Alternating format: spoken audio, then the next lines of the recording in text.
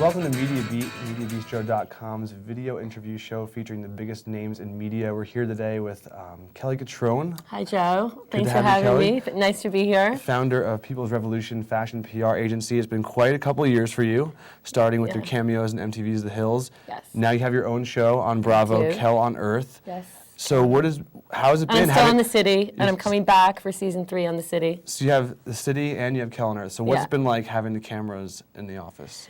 I mean, it's really natural for me because I spent my whole career working with cameras, you know, telling people what to say and what to do, and working with crews and how to get a shot in exterior, shooting B-roll, doing interviews. It's like, for me, the camera's been something that's always been a vehicle to disseminate and project a message. So I feel really comfortable. So this is the real thing. It's not all cut together. We're getting the real People's Revolution here. I guess it's all about perception, you know? So you would have to come and sit in my office and be there for a day and then look at how the editor perceived it to be and how they put it together, and then you could decide if it met what your own perception of things were. I mean, perception's a very personal thing. I mean, for me, I feel like I'm on one of the only real reality shows. Like, I was like, why does my show have to be completely real? Like, why do you guys have to stay here 10 hours? Why can't we just, like, have a fake birthday cake for somebody in my office, or, you know.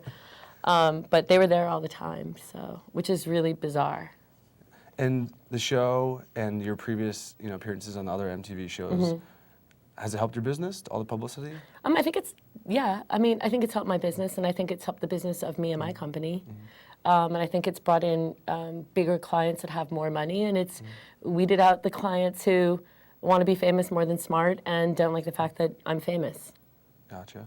And you have a book out as well, a book coming on the way. If I you do. Have to cry, go outside. Yes. Life lessons, somewhat of a biography. What do you want people to get out of the book? What do you want to put the book out for? The message of my book is really for young women and gay men. I mean, not that straight guys can't read it. I just don't feel like straight guys want to come to me for advice. They're usually like, ooh. I mean, the whole book basically says that I think that women have been programmed and to be the prettiest, skinniest, best girl, and to be really skinny and wear pretty clothes and go to college and get a great degree and then come out and get a great job and then find a guy and get married and get pregnant and have a baby and that you're going to live happily ever after. And my take is that doesn't really allow for a lot of freedom for them to figure out, like, is that who they really are? And so this is the book for, like, the village girl or the girl who doesn't want to do things in the order that their mother said, like, first comes love, then comes marriage, then comes a baby and a baby carriage. This is for the person who wants to find themselves and be who they are regardless of their gender and make the most of their life.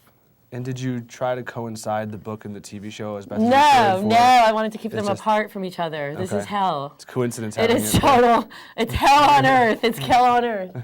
It's hell having a book and a TV show. You know, of course, like, no, I didn't want the book and TV show to come out at the same time. I mean, it's scary enough having a television show coming out and then a book on top of it. And then I guess everybody had the bright idea of, like, when would be the perfect time to put the show up?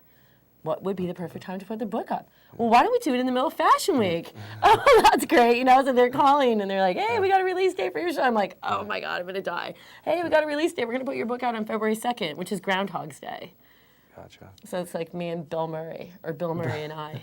And you actually wrote in the book that you were being courted by a couple different publishers. You decided to go with Harper.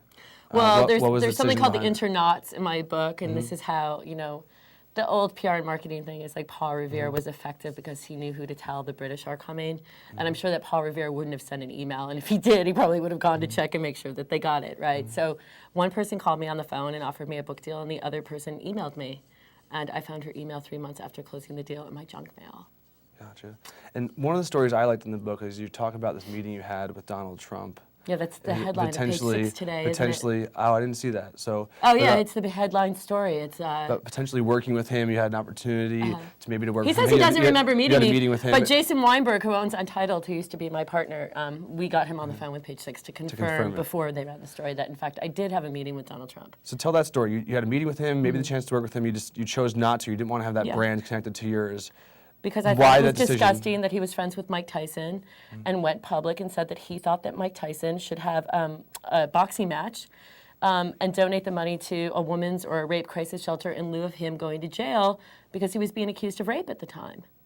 And he was like, you know, I mean, you'd have to go back and look at the media. I don't want to leave myself open legally, but, you know, it was very clear that he was being very loyal to someone who was very troubled and had an extreme history of violence against women, which, you know, I'm against. Well, this is all very interesting. We have a lot more to cover here with Kelly Cutrone, founder of fashion agency People's Revolution. This is MediaBistro.com's Media Beat.